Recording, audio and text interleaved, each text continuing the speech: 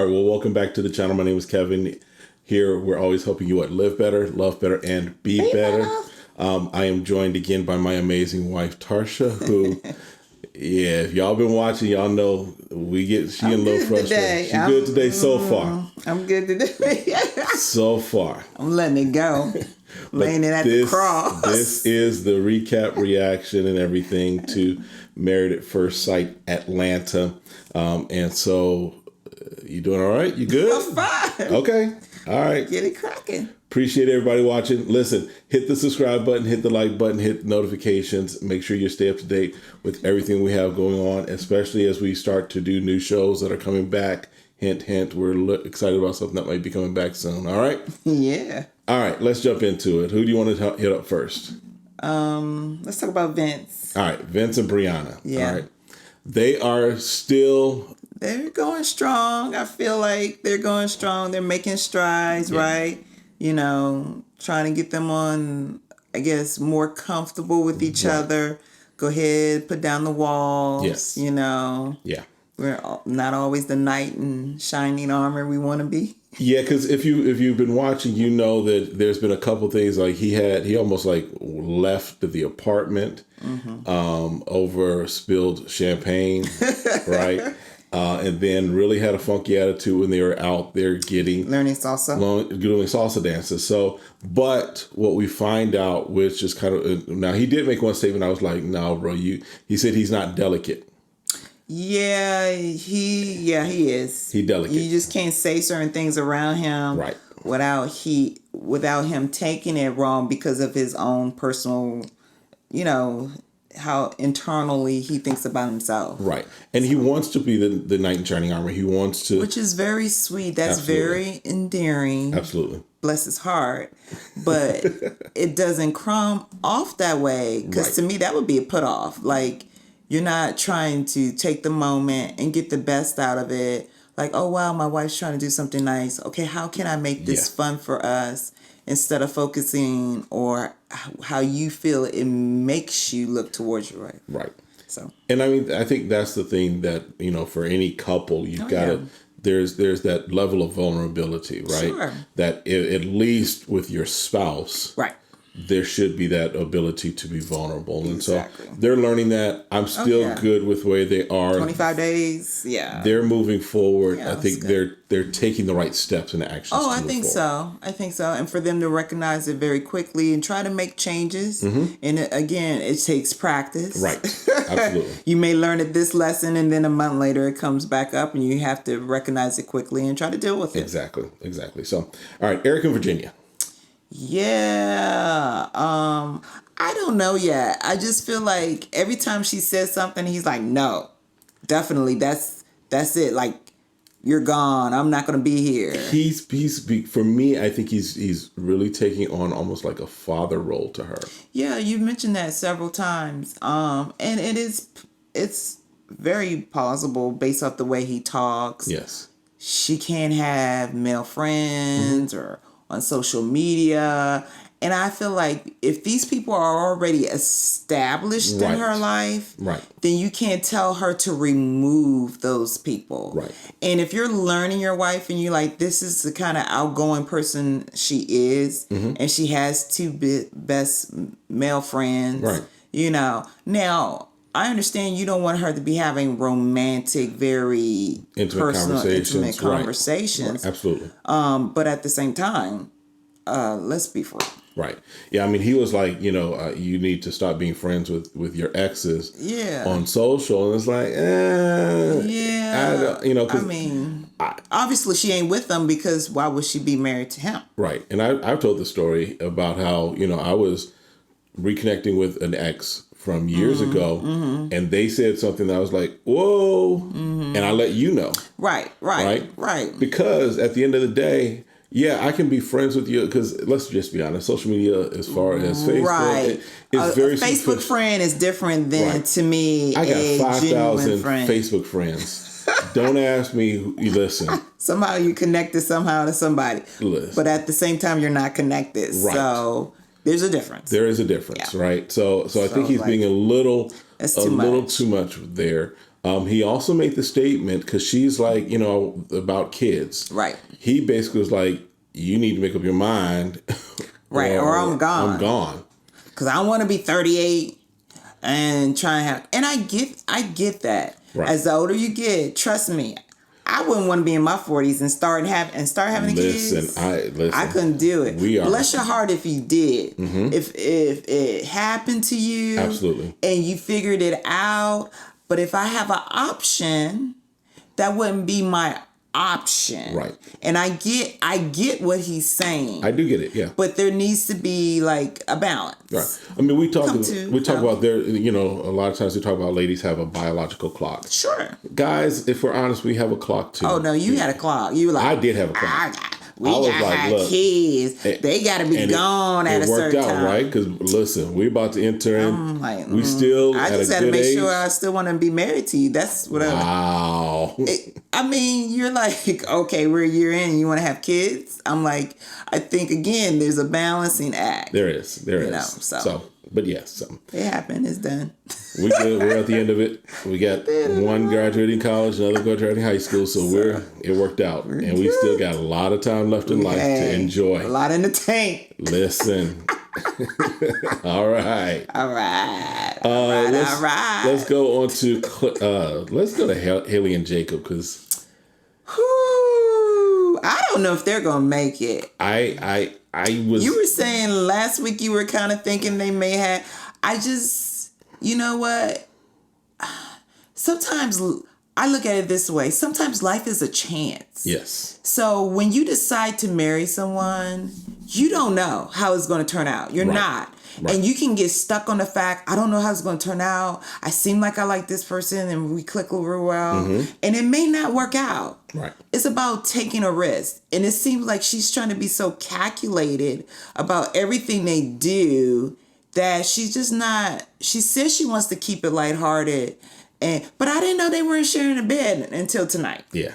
So, and then she's not coming home. She's spending time over at her other friend's house. Right. She's hanging out with Paige, and Paige got her own issues. Listen, I understand being a friend to Paige, because when we'll get to Paige has a lot going on in Paige's life. Absolutely. Don't use Paige as your crutch. Right. The goal is you have a marriage that you got to work on. Thank you. And he's trying to come home to you. Mm-hmm. He's trying to wear your clothes. Yes. He's communicating his needs. And so I get his frustration, like, hey, I'm putting all my effort in. I'm doing everything you're asking of it, and it's still not good enough for you. And he's asking the questions that he needs to ask to say, hey, are you attracted to me? Is it, he's at least, in some respects, he's giving her an out to say, if this isn't working for you, let's figure that out.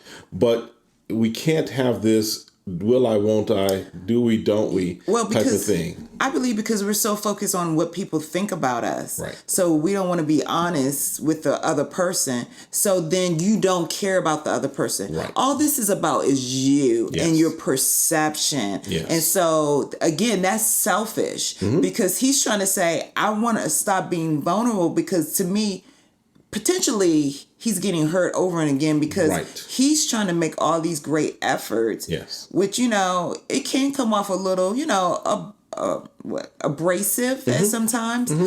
But I get his perspective. If you're not staying home and he's waiting up for it. So he cares. Right. I want to make sure you get in safely. He's making the effort to do the work to build the relationship. And to be a husband and be considerate, Because even they met with the doctor, the marriage and family therapist, and she made the suggestion that they at least start with a good morning kiss, a good night kiss, right? And so, yes, they go to bed finally in the same bed. Yeah. And we do know that they were intimate very early in the marriage. And then now things have kind of really cooled off where they were in this friend zone. So they're in the bed together and he's like, hey, no spooning, no goodnight kiss. She's I think he was joking. He was, but it was like, I'm looking at it, they just had gotten some homework to goodnight kiss, good morning kiss, and she wasn't down for that. They ended up just doing a fist bump. Right. So again, you're stonewalling instead of saying, does it hurt to give the man, even this is on the cheek, kiss Look, on the cheek. you can do the cheek like the ready for love cheek. Listen, kiss. By the way, when Ready Love comes back, make sure you come join us. Oh, it's going to be on it. It's going to be on it, all right? In fact, you can watch some of the previous reviews that we did on Ready for Love to kind of get our flow with it, all right? But yeah, so do the kiss on the cheek. We'll see how that goes, right? Yeah, nothing. But yeah, so I'm removing them from my potential list. I'm really don't think that they're going to make it, and I think that she is. And one of the things that they also talked about was that she mentioned in her initial, I guess, interviews that she's very picky. Mm-hmm. So she's essentially picking apart this guy, and I think he's going to get to the point where he's like, "Look, I'm not." Take me off the table. Take me under the microscope. I think Jake shouldn't. It's like, I'm gonna help you. Since you ain't gonna help it, I'll make the decision for you. Yep. All right, and then Clara and Ryan. Somebody pray for Clara. Man, poor Clara. She is so frustrated sexually. It's all over her face, and I get it. I'm sorry. If we can do everything but intercourse, I'm like, I don't want it. I just rather not have anything. Right. I'm trying. I don't know. You can't give me, this is the point. You can't give me even a percentage where we are. Right. So that's concerning. If you could say, we're 20%, it's been 25 days. I'm 80% there, I'm 10% there. I'm close. No. He's like, I can't even tell you where I'm at. I don't know. See, I don't know don't work. Mm-mm. Because if you don't know where you are and you don't have a perspective of where you I don't know how we can get to where we need to be because you don't know where we are on that roadmap. Thank you. That's like taking a road trip and you're like, okay, how many more miles to go? I don't know. Right. And how frustrating is that? Kids be like, are we there yet? Are we there yet? And we're like, no, but we're almost there. Right. We're getting close. Right. Well, don't tell me, ask me in another hour. Right. But when someone can't tell you how long it's going to take you to get there, and if is it going to be a day? Right. Is it going to be next year? Right. You don't want to be in relationships I don't know how I can add to it or what I'm doing to take away from it, right? So yeah. I don't know if on the flip side, also, because, there's a conversation of they have different values attached to sex. Correct. So it's not her currency. In high regard, she is like, I just need some. Right. Just take the edge off. Let's get it done. Right. She's like, I don't have that emotional connection. And that's not good as well. Mm-hmm. You can, the therapist saw that in her face, that she's just like, like she just felt sad there was not emotional connection there. And she's like, I don't want that for our relationship. Right. Which is a good thing. Again, she seems a lot more self-aware, even though he puts himself on the pedestal of all these things that he accomplishes. Right. But at the same time, she's giving very quality values of like, hey, I don't want that between us. But at the same time, I need him to understand this is just something. Sex is like crack. I'm so sorry. And I felt like God made it that way. He wanted you to enjoy sex. He wanted you to have an orgasm. We're adults here, right? He wants you to have an orgasm. And when you really have a good one, my God, heaven opens up. Angels sing. Right.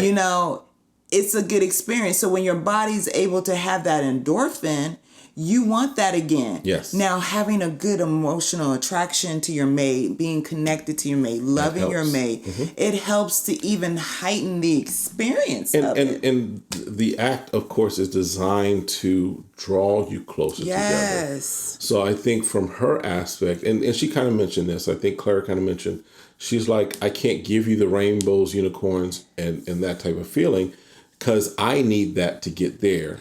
Right. And she's like, well, Ryan must need that before he gets to the intercourse portion. So they're I think they have the same goal. Right. They're just coming at it from different aspects. Right. And it's like they're not willing. I guess what he's thinking is that this is enough to hold you over. She's like, nah, dude. She's like, she needs more. I don't think he's thinking about her at all. And the question came up because I asked the question. You asked the question first before the therapist asked. I was like, is he a virgin? Because just from how the response has been, it's almost like he's very timid about those things. And she said, well, he said he had sex, but did you ask him what kind of sex? Right. Because she says, okay, we are having forms of sex. Right. But we're just not having intercourse. Right. So she probably needs to rephrase the question and saying, okay, we're doing all this because it sounds like this is your comfortable spot. Because she even asked him, what's your one of the questions they asked, what's your favorite position? Right. He was like, whatever works, whatever, take it how you get it. It's like, no. Right. Yeah, everybody kind of knows what their flow is, right? So then the question is, did she ask the question right? Right. Because, again, if we can do either we're going to do it all or don't do it. I'm sorry. I am the same way. Listen. There are times where foreplay is great. Yeah, sometimes you need that, and sometimes that's all you have. But you're married, if you're gonna make the decision that I'm gonna wait till after we tell the experts that yes, we're in this for the long haul. At least you have a deadline. Say you have a date, right? You have something to look forward to. But this whole nebulous, I don't know when. I just know I'll get there when I get there. No, and there's no date to it. Right. That's some BS. And there's no ruler to gauge it by. Right. Mm-mm. Tell me it's going to be at the final day. Something. Yeah. Okay. Speaking of things that should be at their final day, our favorite couple. Chris and Paige. Now, I'm going to give them kudos, first of all. Okay, but before we go there, ahead, someone did ask us if this was our daughter. I wanted to... Yes. Good question. Yes. They asked if it's our daughter, will we be supportive? Yes. In this measure, will we allow her to do this or whatever? Obviously, she is an adult. Mm-hmm. She would have to make that decision. I think I would... come from the perspective, if this was my daughter, mm-hmm. and because Paige and Chris are having this situation going on, I would ask her, what do you think that the production crew, mm-hmm. what do you think this setting is for them? What benefits does the production crew of Ready for First Sight, what do they get out of this? Mm-hmm. Because you're saying, I have to go in here because everything else I tried didn't work. Right. But I'd be like, well, did you try everything else? If you're really looking for a marriage expert, there's places where you can do that and pay a fee. Right. Without having to be broadcast on a show. Right. And based off of their experts. But it's on production. This is about getting ratings for them. Right. So you don't know what situation they're going to put you in. Even though, some of this is free or whatever, or mm-hmm. maybe they're giving you some type of compensation. But at the end of the day, if you're really just looking for a matchmaker, you can pay for that without being on TV. Yeah, I mean, I'll just say this. As be supportive as we can be. As a father, if our daughter went on Married at First Sight, right. we of course would support her, right? Right. If she encountered a Chris, though, we'd have some issues. You would have issues with your daughter? I wouldn't have issues. I'd have issues. Well, my hope is that we've raised our daughter where she would not be doing the whole back and forth that we're seeing from Chris and from Paige. But I would have to have a conversation with Chris to say you need to make some decisions because. That's just a brief answer of what we would do. That's really nice of you. I couldn't have a conversation with him. Oh, I'd have to have a conversation. I couldn't. I feel like because of the way he disrespected the people who's considered his family, his friends. I wouldn't take the disrespect. We'd have a conversation. Then you shouldn't have a conversation because I don't got time to be bailing people out of jail. You don't want to bail me out of jail. You don't want to go to jail. So we just couldn't have that conversation because of the way he treats others. This is all hypothetical, right? It is hypothetical. All right. But let me give Chris my kudos because I'm going to give him the kudos because he did bring some Harold's chicken to the table. And so I'm going to give him credit where he can get credit. Hey, but he didn't put the sauce on the chicken. Yeah, he didn't put... First of all, let me say, if you've ever had Harold's, you know you need to do the mild sauce. If you've not had Harold's and you're in Chicago, we've got it here in Phoenix. I know there's in Atlanta, a few different places. Get the mild sauce. Don't do any other kind of sauce. and put the mild sauce on the chicken. Listen, just do it. The chicken by itself is not that great. It's fried chicken, but the mild sauce. Mild sauce. All right. Now I dip the fish though. Yeah, you dip your fish. Yeah. The coleslaw, and don't worry about the coleslaw. The main thing with Harold's is mild sauce. Yeah. All right. End of that. And by the way, if Harold's wants to send us a check for that, perfectly, we'll take that. All right. Yeah. But now that I've given him his brief kudo. Hey, do that first. Chris. It's being Chris. I'm sorry. Chris is the only, let's be honest. Who's being out of this relationship? Who's being the consistent one? Chris is being consistent and being consistent. He is consistently confusing everyone. He is consistently being disrespectful. He is consistently not talking. He is consistently being Chris. So I'm no longer, as you see in this episode, I'm no longer mad at Chris. You're not going to do the clapping thing? I'm not doing the clapping thing anymore. You're not going to read them? I'm not reading nothing. Because he's doing him. Now, I'm upset with? Oh, Paige. I'm upset with Paige. Come on. Because when you had the chance to run, to tell him he can look at your backside while you walk out when they went to the patio, that was her opportunity to say, you know what? Mm-hmm. I'm done. Yep. If you want to interview me separately with the group, I'll do that. But I'm no longer allowing this man to take up my time, my space in my head. Right. Because every time you try to say, let's try to work this out, let's try to move forward, he finds some way to be Chris, to be himself. So you said, let's reset. When she said she was going to reset, blew my mind. I said, fine. If you want to do that, don't put God in it. And that's another thing we said. That's our other issue with Paige. Yeah. God looking at her like, don't put my name on it, talking about you trying to stay in covenant because my word. Because let me tell you, first of all, I don't feel in the way we do marriage today, because I know we talked about arranged marriages in the past was traditional. Right. But as we do marriage today, this is not a traditional way to do marriage. Right. You didn't meet this man and had a relationship ahead of time. Right. You didn't have spend time with him. Right. Again, there is no equity. It's been 23 days. I get that you stand before a priest. I get you said vows and you made this decision based off of someone else setting you up. But he's broken those vows. He has not. Well, he's never even really enacted the vows, if we're honest. Correct. The way he should have. Right. So I feel like God says, I got you, girl. Here's your pass. Because you can still annul. Can you still annul because they can't have annul sex? because they have sex. Okay. They can't do an annulment. Because she, but I'm like, I feel like he's like, I'm gonna give you a pass because of the way he is not being as biblical as you're having your standard. And there's a whole theological discussion we could have about this. We're condensing a lot of things. We are condensing a lot of things. So I'm feeling like God's like, stop putting my name in this. I think that she's using God as a crutch way too much in these conversations. I think that, yes, I believe that God definitely is in marriage, is in covenant. Absolutely.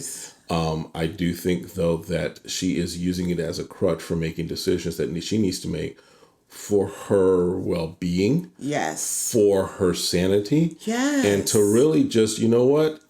This was a mistake. Let's move on from the mistake. This is what you call an emotionally abusive relationship. Yes. And unfortunately, women who are facing physical abuse or emotional abuse and they are believers and go to church, they continue to stay in these relationships feeling like God would want them to be in relationships where they're not happy or they're being misused and abused. God does not want anyone to be abused. No. And he wouldn't use the word covenant and marriage as a place for you to be in jail to your abuse. Right. And it's unfortunate that churches sometimes help play to that people who are considered pastors. I apologize on behalf of anybody who called themselves a pastor and will tell you to stay in a relationship where both parties are not trying to mutually change, mutually get counseling, mutually separate to heal and come together. Now, has it worked out where the abuse has stopped? Not continued and called themselves a good covenant marriage. But the abuse has stopped and it worked out for some people. But we cannot use those small, minimal examples to allow women or men, I'm not taking anything from men, or men who are being emotionally and physically abused. And it saddens me that she's in this place because she's using her faith, which your faith does strengthen you. But at the same time, God would never want you to be continually set you up to be hurt or taken back. Because I think the thing that I hear from her is almost, well, this is what transpired, so God must have ordained it, so therefore this must be God's will, is what I kind of hear from her. And there's so many problems with that type of thinking, because we are people of free will. You have the ability to make decisions. You have the ability to make a decision. And so when I was looking for a spouse, there were options at the school we went to. I made a decision based upon what I wanted, what I thought was best. And yes, I did have something that said, this is the person you need to meet. But I didn't have angels opening up saying, this is the woman. I didn't have that. And so therefore, it was a decision that we made, and we've stuck to that decision. But we would be remiss if we didn't say that there were times where we were like, this might not work out. And I think the point is, though, that we have to realize, okay, we all have our line. We have our hard stop. So, okay, you hurt me. Let's see how we can grow, move on, mature, do what we need to become better people. But I refuse to allow you to keep hurting me. I refuse to allow you to take me to a certain place in my mind that is going to keep me from trusting you, being able to be committed to you, and to love you. And so if you can't stop doing, either one of us can't stop doing what we're doing to one another that's not helping build us up, then that person should let you go. Or you help them. You know? So we see them, they meet with the doctor, whole other thing. He finally does show up for that. He doesn't communicate. It's not that he has communications issues. He doesn't communicate, period. He doesn't talk, and so there are times, even when they do have their play dates, because they set up play dates. They're like, okay, what are we going to do on Wednesday? Because he can't be 100% just talking on the phone once a day. Him giving her a call is being forced, but him going out to dinner and grabbing a bite, that's more his thing. So he's very confused about what is. I don't think he's confused. It's about him being in control. And I think he's still hoping that he can get some. Oh yeah, I believe that. So anyway, just to kind of cut it short, but at the play dates, and they have Bible study where she shares what she gets from the Word. Because he had a week and a half. He ain't had time to get in the Bible. But here's the thing that listen, anytime he says, I got something to tell you, strap in, put your seatbelt on, because he's about to take you on another ride. I'd be like, no. So it's the mother of his child, his mother's child, Mercedes, evidently got into Mercedes? It is Mercedes. Oh. The mother of his child, her name is Mercedes. Okay. Okay, now it fits. It fits. Who had an accident 6 years ago. 6 years ago, this woman had an accident. And she's so scared she's traumatized. She's traumatized, so she's only been using rideshare, catching the bus, or MARTA in Atlanta, what have you. Yeah, she's been using public transportation. And okay, he doesn't know how to make decisions. But when he does make a decision, he does a 55, 60 grand He buys decision. this woman who is the mother of his child a new Benz. A 2021 Mercedes Benz that she still ain't going to drive. But when she works her way up to it, she going to work her way up. I'm sure she's going to drive it. No. She has to. She's gonna have to work her way. The therapist probably worked it out so she can now start driving. Because 6 years she had worked it, but now. Listen, you give me a Mercedes, I'll figure out a way to drive it. I'm sorry. Listen, and because you know she's gonna be pregnant. I'm married and pregnant, and I'm getting on the bus, the train, because that was the best transportation to take to get downtown. Right. I'm just like, And Paige is like a brand new car, a brand new spanking car. Because I wouldn't buy me. I don't. Paige probably would have been like, okay, if he'd come to Paige and said, let's discuss this, and financially, because we still don't know where his finances are. We know what we've seen. We know that the car about to be repossessed. The car is probably being repossessed.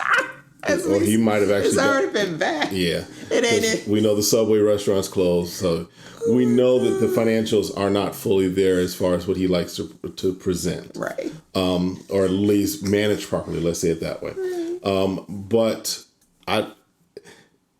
I think her thing was, why did it have to be a brand new Mercedes car? You could have gone to CarMax or whatever and gotten a 2000 Toyota Camry or Hyundai Civic or something like that. He could have got her a nice car. He could have got a nice little Toyota. And again, if you're saying that you had a traumatic experience, right? Even if you got her like a little SUV, something that's get her a Subaru, which is really, or Volvo, something that's going to be right for accidents, highly rated for safety, something like that. No, you got her something to style. A sporty. You got her something because to style. He having a king or a queen, so that's not driving. The child Let doesn't know. Let me just say this: jokers are not capable of producing kings and queens.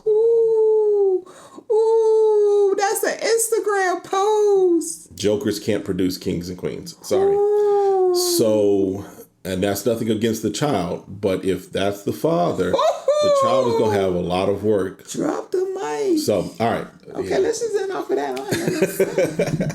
All right. But that's it for today. I guess we're going to end on that. Jokers can't produce kings or queens. All right. All right, but here's, again, make sure you're hitting the subscribe button. Make sure you're hitting the like button. Let us know in the comments. We do respond to comments. Just as we talked earlier, there's the question about what we would do if our daughter was on Married at First Sight. So let us know the comments that are there, and we will see you all next time. Be blessed. Have a great one.